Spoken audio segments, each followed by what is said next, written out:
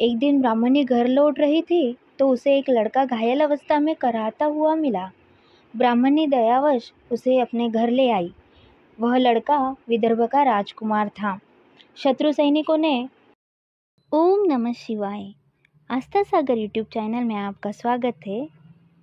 तो आज आइए सुनते हैं सोम प्रदोष की व्रत कथा। एक नगर में एक ब्राह्मणी रहती थी। उसके पति का स्वर्गवास हो गया था।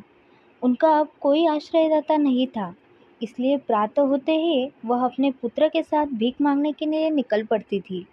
भिक्षाटन से ही वह स्वयं का पुत्र का पेट पालती थी। एक दिन ब्राह्मणी घर लौट रही थी तो उसे एक लड़का घायल अवस्था में कराहता हुआ मिला। ब्राह्मणी दयावश उसे अपने घर ले आई। वह लड़का विदर्भ का राजकुमार था।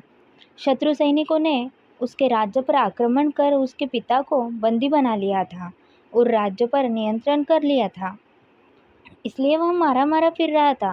राजकुमार ब्राह्मण पुत्र के साथ ब्राह्मणी के घर रहने लगा। एक दिन अंशुमती नामक एक गंधर्व कन्या ने राजकुमार को देखा और उस पर मोहित हो गई। अगले दिन अंशुमती अपने माता पिता को राजकुमार से मिलाने लाई। उन्हें भी राजकुमार भा गया। कुछ दिनों बाद अंशुमती के माता पिता को शंकर भगवान ने स्वप्न में आदेश दिया कि राजकुमार और अंशुमती का विवाह कर दिया जाए। उन्होंने वैसा ही किया। ब्राह्मणी प्रदोष व्रत करती थी। उनके व्रत के प्रभाव और गंधर्वराज की सेना की सहायता से राजकुमार ने विदर्भ से शत्रुओं को खदेड़ दिया और पिता के राज्य को पुनः प्राप्त कर आनंदपूर्वक रहने लगा। राजकुमार ने ब्राह्मण पुत्र को अपना प्रधानमंत्री बनाया। ब्राह्मणी के प्रदोष व्रत के महात्म्य से जैसे राजकुमार और ब्राह्मण पुत्र के दिन फिरे, वैसे ही शंकर भगवान अपने दूसरे भक्तों के दिन भी फेरते हैं। प्रदोष व्रत कथा संपूर्णम। ओम नमः शिवाय।